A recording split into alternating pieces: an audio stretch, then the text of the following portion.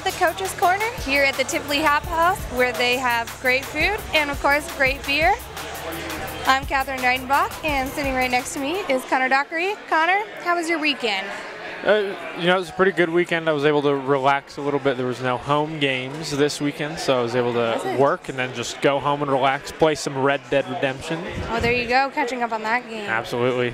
All right. Well, who do we have coming on the show tonight? Well, the basketball season is starting to wind down, so we're going to have a chat with Coach Bahl and talk about what his team needs to do to squeak into the playoff picture. They're currently 2.5 games outside of the final spot in the playoff race in the RMAC, and the baseball season is a few weeks in, so we're going to get that first weekend talk from Coach Ryan Strain. And to finish things off today, we're going to bring on junior guard from the men's basketball team, Druce Asah, and he's going to talk about how he ended up here in downtown Denver. Sounds like it's going to be a great show, Connor, but before we bring on our first guest, we're going to catch you up on what happened this past weekend in Roadrunner sports. Let's start things off with some indoor track and field. The squad took part in the UCCS Invitational. Sophomore Jacob Link was sensational in the 3,000 meters. The Lafayette native would turn it up a notch in the final lap to win the race with a time of 8 minutes and 52 seconds. Senior Erica Ruiz would earn a personal best time in the mile, finishing second overall, while fellow senior Sam Berg would also finish second in the mile. You can find more results from the meet at roadrunnersathletics.com. Our softball team ventured on out to St. George, Utah to compete in the Dixie State Courtyard Classic. They took on Northwest Nazarene on Friday, and sophomore sensation Corey Wright connected on her first home run of the season to help give the Roadrunners the 6-2 win. Senior pitcher Kylie Burnside earned her second win on the season, giving up just one earned run in the victory. Our men's basketball team took on 12th ranked team in the nation, Colorado School of Mines, and our Roadrunners gave them everything they could handle. It was a 2-point game with 22 seconds left, but the Orediggers hit their free throws down the stretch to secure the victory. Druce Asah racked up a game-high 19 points. On the women's side of things, they also took on the School of Mines on Saturday night. The Roadrunners led by 7 points with 9 minutes to go, but the home team would outscore MSU Denver 38-18 to steal away the win. The Orediggers scored 33 points in the fourth quarter alone. So now we bring on Ryan Strain, head coach of the men's baseball team. Coach, it's great to have you back on the show. Thanks for having me, guys. So, you had a series scheduled at Emporia State in Kansas, but it unfortunately got canceled due to weather. I know you understand, being from here, that, you know, weather can bring a damper on things, but how does that affect the team with, you know, having games canceled during the season? Yeah, it's tough. I mean, you never want to have games canceled, you know, especially early in the season. You know, we played our first 3 games, and then now we're going to, you know, basically have about 2 weeks off before we play again. So, you know, fortunately, we were able to get out today for the first time, you know, basically almost in a week. So we were able to get on the field and do some stuff. But it'll be a little bit of a challenge, but our guys are used to it. You know, most of them are from Colorado, so they're used to dealing with the snow. You know, we went out and shoveled snow off our infield today to be able to get out there. So we'll be ready to go this weekend. So what did your team do all weekend instead of playing those games? Did you guys move indoors to train? Did you give them the weekend off? How do you keep their spirits up when they can't get out there and compete? Yeah, we had to go inside a couple days, but then we were able to use some snow blowers and some shovels to get the bullpens, you know, moved and the cages out on our field. The snow moved off those. So, you know, this weekend we were able to at least get out on the field and hit out there, and then and our pitchers were able to throw bullpens, and so we had our hitters stand in. I mean, it wasn't as good as getting live reps, you know, against pitching, but at least we were able to stand in and do some things. And then we went inside, and we have a pitch recognition software that we're using now, so our hitters went through that process, just kind of some video. So we were able to do as much as we possibly could, and, you know, we just kind of try to keep our guys ready to go, and hopefully there won't be anything, you know, that they're not ready for this weekend. Well, at least you guys were able to keep getting out there and get some work in. Are there any concerns for this weekend? There may be some weather coming in this weekend. Yeah, we're always used to that here. I mean, we were talking about it just a minute ago that, I've looked today and it's changed 5 different times, Right. So, I think we're going to have some windows to play, but, there's a pretty good chance we may have to move to a doubleheader one of the days. And fortunately, we only have 3 games that we need to get in, whereas last week we lost, 4 games. So we should be able to get 3 games depending on when it's going to be. I don't know yet. That's probably going to come down to right when we first start, but hopefully we'll at least be able to get one in on Friday and then see what happens the rest of the weekend. So as you said just a little bit earlier, you guys were kind of working with a film session of how to recognize pitches. Can you tell us a little bit more about that, and what is the hardest part for a batter to do in order to recognize a pitch? Yeah, I mean, hitting is one of the hardest things to do in sports, probably the hardest thing to do in sports. So, being able to pick up pitches early is, a great skill. And so we have this program that we've had that's called Game Sense. It's basically a pitch recognition app, and I started using it when I was at Southern Illinois University before. A professor that taught there and still teaches there came up with this program, and then Game Sense, they kind of worked together to put this together. So basically it's just you can look up different pitchers and watch the film, and then it kind of allows you only to see a certain portion of that actual pitch, and then you have to decide what pitch it is and whether it's a strike, and you basically go through 10 different pitches and see what you saw, and it scores you. And so at least gives our guys something to pick up and start working on that, because it's an important part. We work on our swings mechanically all the time, but if you don't know what pitch is coming, then it doesn't really matter what your swing's doing. So let's look back on the first weekend of the season for you guys out on the West Coast against Cal State San Marcos. Looking over that starting lineup, there's definitely a lot of new faces out there. This time of year, how much are you moving that lineup around to see what works?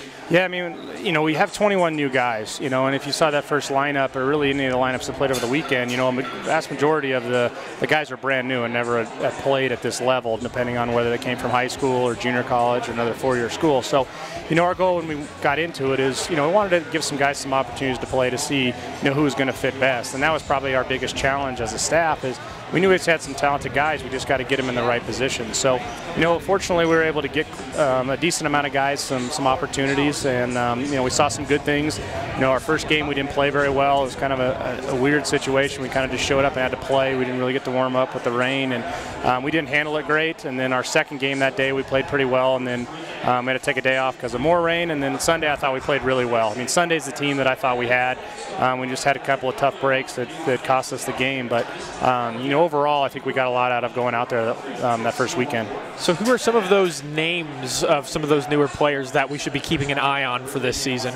Well, I think there's several of them. I mean, we have several transfers. I mean, I think the 2 guys that kind of stood out the first weekend were our 2 middle infielders. Zach Paschke is a freshman from Mountain Vista High School here in Colorado that played second base, did a nice job, and Ty Lightly was from Dakota Ridge but went to Garden City Community College, and those guys both played really well up the middle and did a nice job. And we added another transfer, Matt Malkin, that was a transfer from University of Alabama that played pretty well that last game. And so, we've got some guys that have done really well, and have showed the talent to be able to have success. So, I think there's any given day there can be a new guy that'll step up and play pretty well that, most people that have watched us play in a while haven't heard their name, So it's an exciting thing. It's a situation where we've got to try to figure out where to put all those guys and get them in the right situation to play. But, I think there were several new players that really stepped up and play well, and hopefully that continues, and with some of the guys that are returning. I want to talk to you about senior pitcher Javi Vega. He did pretty well. He only gave up 1 run, and he struck out 4 batters. So how did he look when he first started, and what are your expectations for him? Javi looked really good. I was excited for him. That's the first time his parents have seen him play. It's the first time he was out in San Diego, and the 2 other times his family's tried to come up and see him. He hasn't been able to play, we haven't been able to play due to weather, or he was injured. So it was exciting to have him pitch so well in front of his family, and it was early on, so he was kind of on a pitch count, so we had to get him out of there. But he pitched really well, and we're expecting him to have a really good year this year. He's had a great career, and hopefully that continues this year. This weekend you're going to take on Sioux Falls in a 3-game series, and that will be the beginning of 11 straight games that you have here at home. Are you really excited not to have to leave for the next 3 weeks, and does that help you with the progress of your team in the early stages of the season? Yeah, I mean, we're excited about it. Anytime you can play at home, that's a good deal, and especially with our field and knowing that there's a pretty good chance we're going to play with the turf. So we're excited about that, and we knew, those first 2 weekends were going to be pretty tough, going out to California and then going to Emporia, which, eventually got canceled. But knowing that if we got through those 2 weekends, we were going to be home for a while, and we were going to be able to start conference at home. So, we're excited about being home and looking forward to it, and hopefully we can make a nice run and get ourselves in a good position moving forward. So this Saturday's game, which starts at noon, is the Strikeout Cancer game. Can you tell the audience what's involved in that and what they can do to contribute? Yeah, I mean, this started a few years ago. We had a softball player that had ovarian cancer, and so you know, they kind of started this game. And so both teams, softball and baseball, be wearing teal jerseys on Saturday. Joe Q, one of the professors on campus that has battled through cancer and beat it, will throw out the first pitch, which is exciting. And it's a big deal for us. I mean, we adopted a kid, Trey Saradsky, last year that battled through cancer and is still, you know, part of our team. So it's been a big part of our program and the softball program. So for us to be able to do that is a great event. You know, there's a website that you can go to help donate. And, you know, we don't have a necessary goal of how much money we'd like to raise, but anything that people can do to help out and donate some money, it's going to go to a good cause, and we're really excited to be a part of it. Well, Coach, thank you for joining us. Again, we are very excited to see your team in action this weekend, and thank you for taking the time to come on. Yeah, thanks for having me, guys. Now it's time to check out our Twitterverse and see where our tweet of the week comes from. We've got to show love to the MSU Denver University account as they're promoting Homecoming Week with a series of fun events, which includes our basketball teams back at home for 2 games this Friday and Saturday. So wear your red and blue colors all week long and be a part of the fun week at this Roadrunners Homecoming. Time for a break, but we're going to talk men's basketball here next on the Coach's Corner.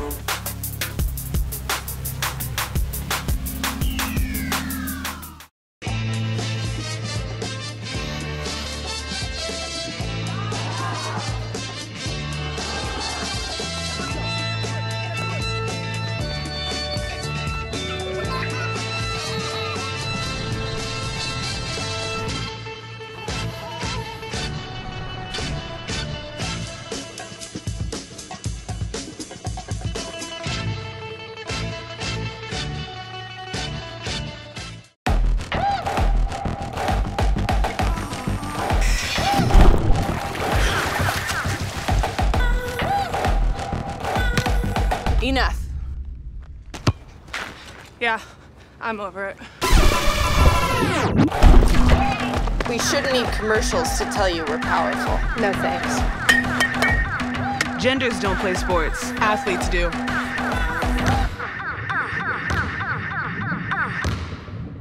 I'm Kay van Heiningen, junior court for the men's basketball team.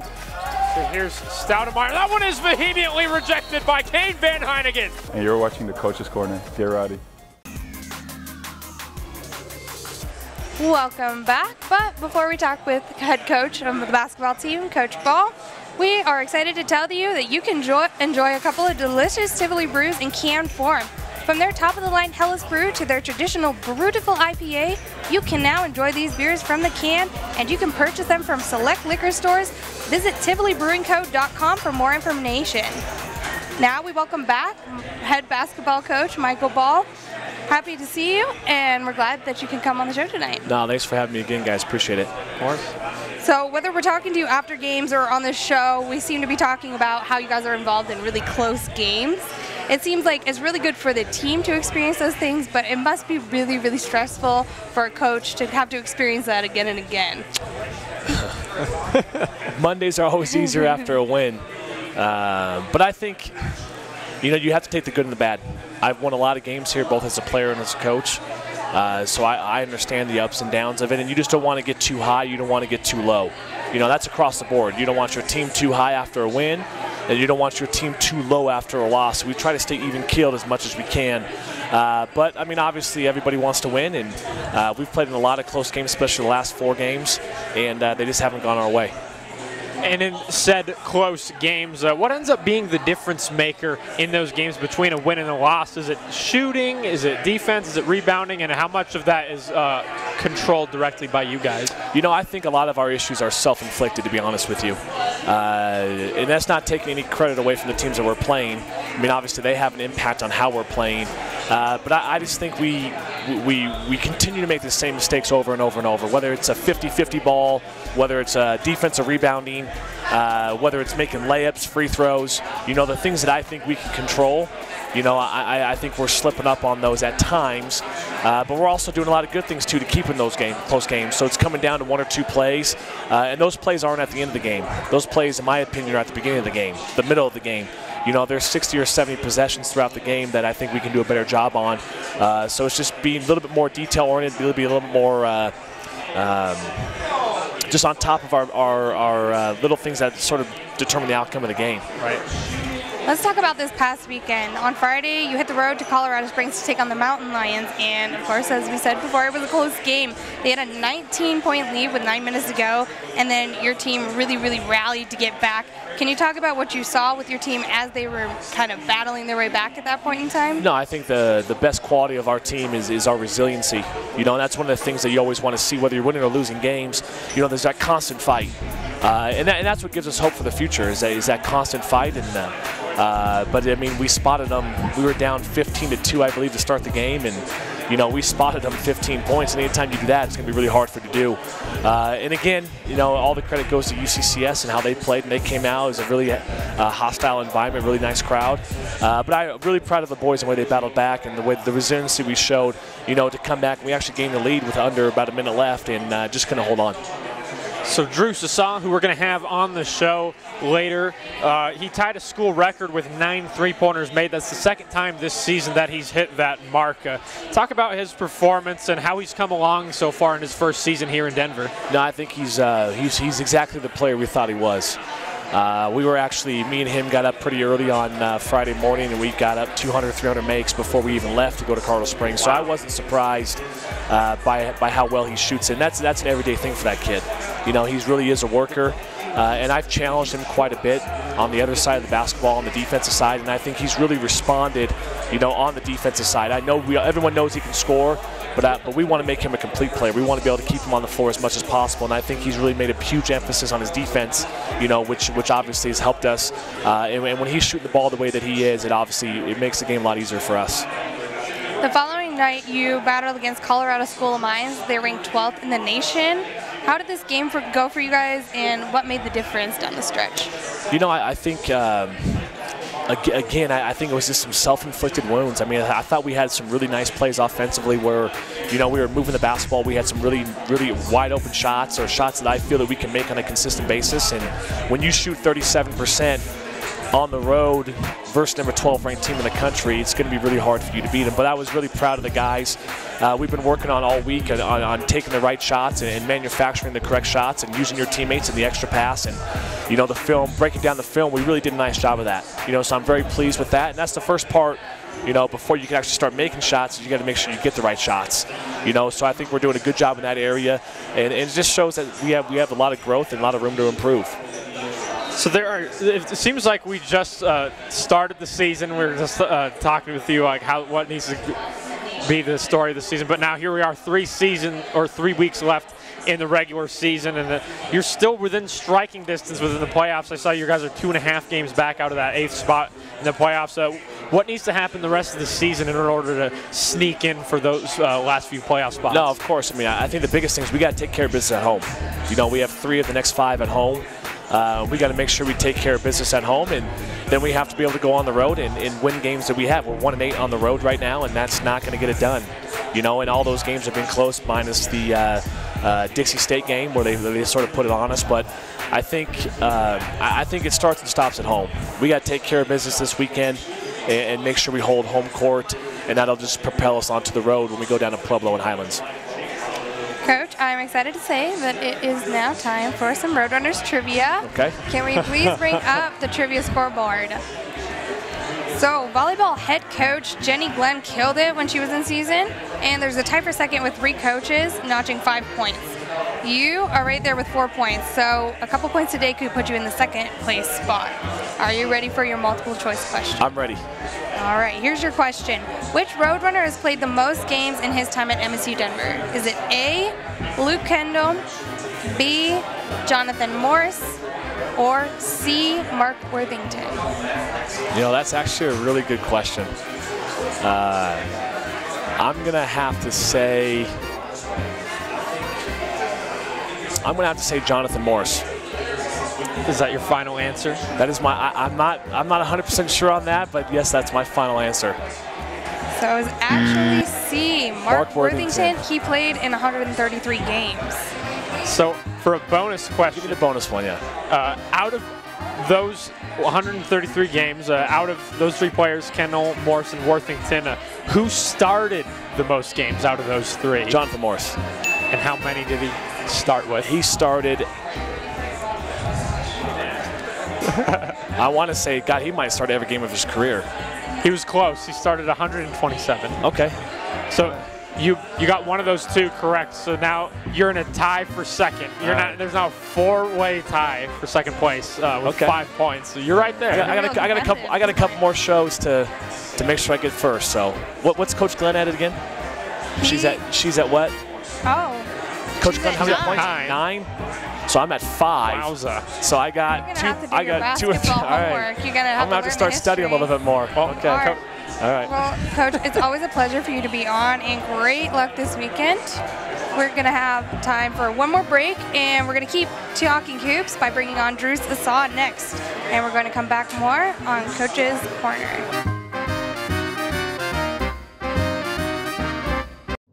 In the heart of the city, Metropolitan State University of Denver is holding the line on the American dream.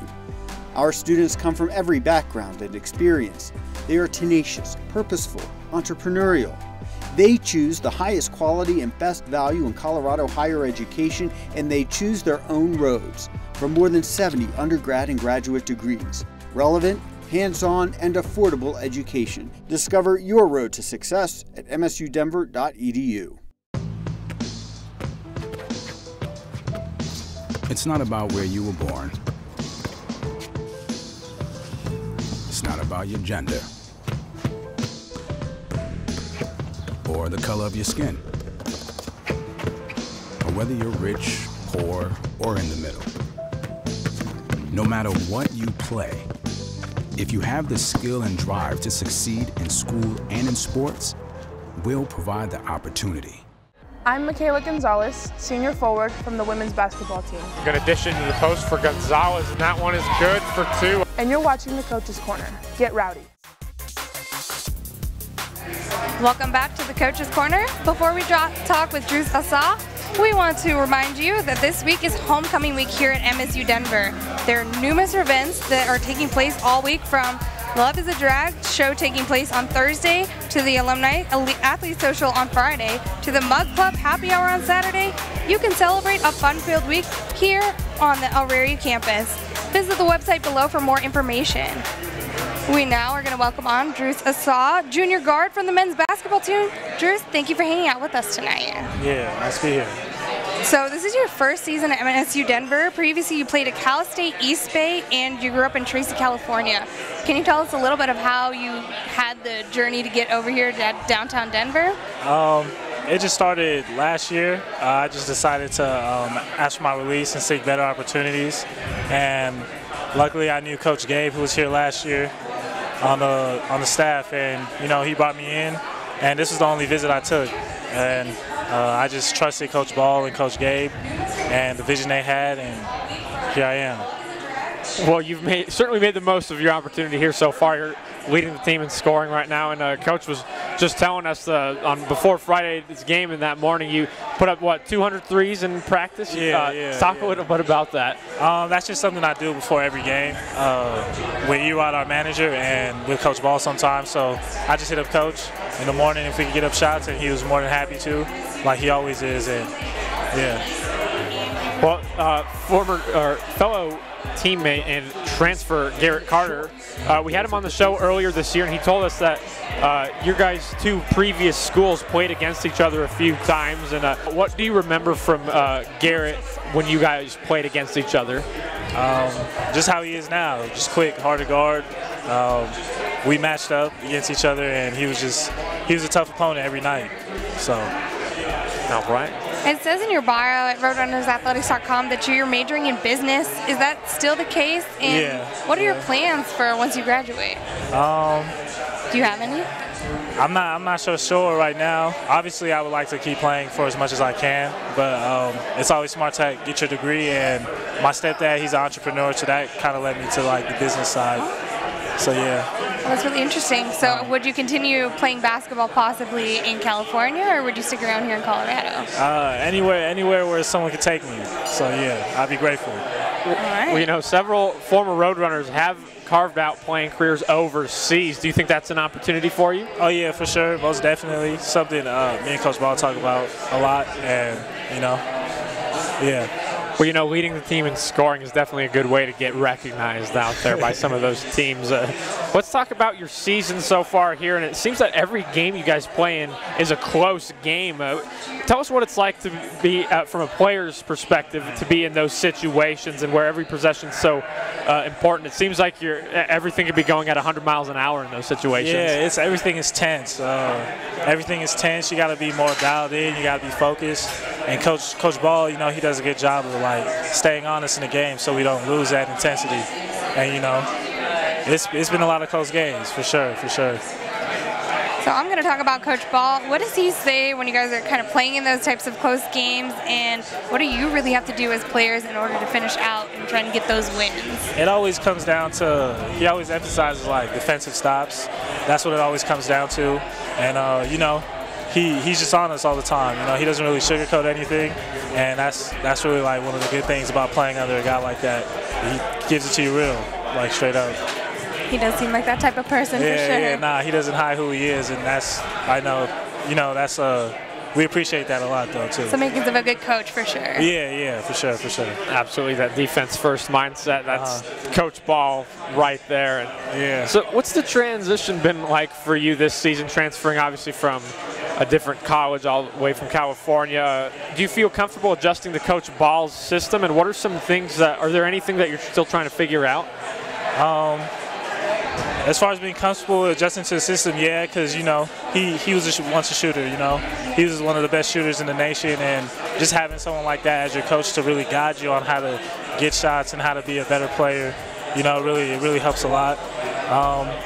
Other than that, it hasn't been too hard to adjust just because, like, the school's more basketball-oriented, so I'm just playing a lot of basketball, and I'm with guys who love playing basketball. With a coach that loves playing basketball, you know, it's easier to fit in. So you twice tied the Roadrunner record for three-pointers made in a game. Recently you did it on Friday at UCCS. What's going through your head during a shooting performance like that? Is there anything that's going through your mind? Do you feel like you can't miss? Are you looking to put up more shots, or are you thinking a little bit before you do so? I mean, it's not too hard just because my teammates are always working for me in those kind of situations, and Coach Bahl is always telling me to shoot it, you know. He gives me the confidence to shoot it. And so it makes it that much easier to lock in and try to knock them down. Well, thank you for coming on the show. Good luck for these next couple games at home this weekend. Before we end this show, we want to tell you about what's coming up this next weekend in Roadrunner sports. As we mentioned, Druce and his basketball team will be back at home at the Urari Event Center this weekend. First, the men's and women's teams will welcome in Black Hills State to the Mile High City on Friday night. Game times are at 5:30 and 7:30, and Roadrunners TV will be out there to bring you all the action online. South Dakota Mines will battle our Roadrunners on Saturday night with tip-offs at 4 and 6 p.m. So come on out and support Druce and the basketball teams as they look to climb those standings in the RMAC. Our baseball and softball teams will be at home to continue their non-conference seasons. Coach Strain and his baseball team will take on the Cougars from Sioux Falls for a 3-game set this weekend. Game 1 will take place on Friday at 1 p.m. at the Regency Athletic Complex. And the softball team will have a quick series against Montana State Billings this Saturday afternoon. The Roadrunners and the Yellow Jackets will go toe-to-toe for a doubleheader on Saturday starting at noon. Our tennis teams will be in action this week. The men's team has 3 games in 3 days scheduled over the weekend. They'll take on Southern Utah University, Colorado Mesa, and Western New Mexico. The women also have 3 opponents on the schedule, taking on Western New Mexico, Stanislaus State, and Dixie State. And finally, our indoor track and field teams will have 1 more regular season meet before the conference championships. They'll head to Golden for the Colorado Mines Triangular meet. You can follow all of our sports at roadrunnersathletics.com. That'll wrap it up for this episode. We want to thank Coach Bahl, Coach Strain, and of course Druce for coming on our show. For Connor Dockery, I'm Catherine Neitenbach, and we'll see you next time on Coach's Corner.